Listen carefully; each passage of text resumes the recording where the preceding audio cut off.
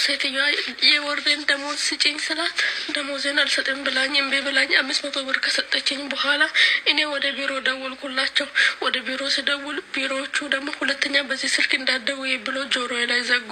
እሷ ደግሞ አሁን ከትላንት ወዲያ ነበረ እንደዚህ ብዬ የተናገርኩት። ከዛ ቲኬት ተቆርጦልሻል በደሞዝሽ ገንዘብ፣ ስለዚህ ወደ ኢትዮጵያ ነው የምትሄጂው ብላ ኤርፖርት ልታስገባኝ ይሁን ልብስ የኔ ምስኪን ስታሳዝን በጣም ነው የምታሳዝነው። ግን ቢሮዎችና ኤምባሲዎች ምናምን ማለት ነው የኢትዮጵያ ኤጀንሲዎች፣ ኤምባሲዎች፣ ቢሮዎች ምንድነው ስራችሁ ነው?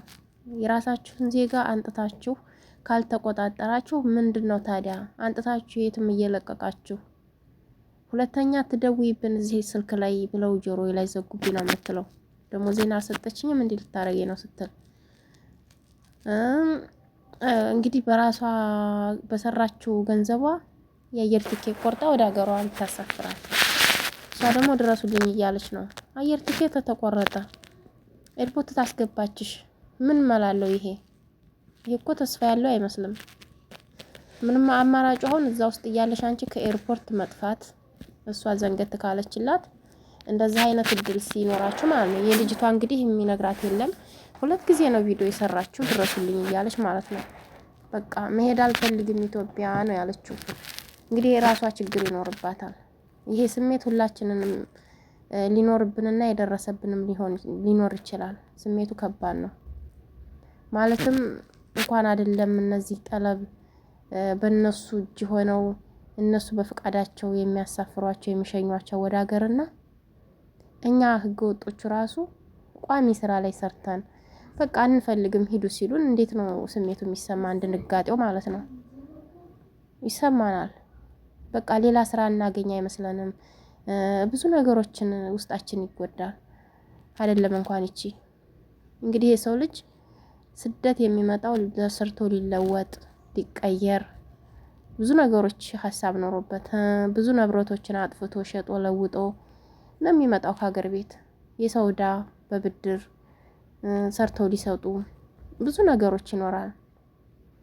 በዚህን ጊዜ ታዲያ በቃ ስሜቷ ይነካል ይችላል ማለት ነው። አላቅም እንደገና ምን እንደሆነች ቪዲዮ ሰርታ እንደውስጥ ትለቅ ድረስ እውነት በጣም አሳዝናኛል። ወላሂ አላህ ይድረስላት። ሌሎቻችሁም ግን እንዲህ አይነት እድል ሲያጋጥማችሁ አትደናገጡ። ከየት አገኘሽው?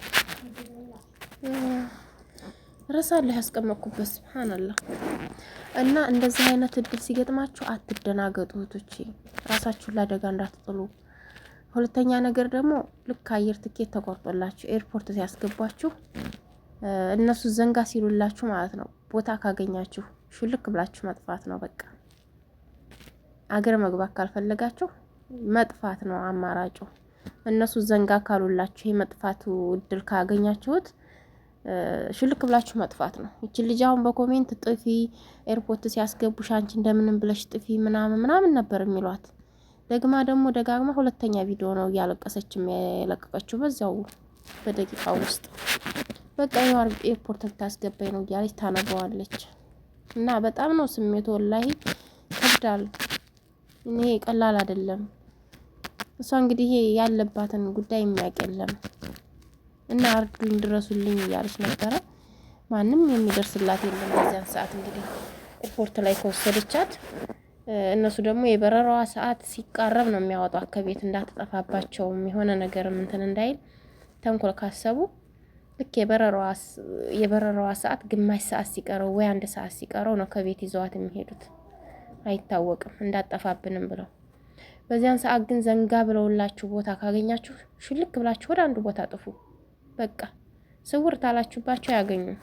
በዚያን ሰዓት ወጣችሁ ታገኛላችሁ። እጃችሁ ላይ ስልክ ካለ ምናምን ሲጀመር የትም ብትወጡም በየቦታው ሀበሻ አታጡም።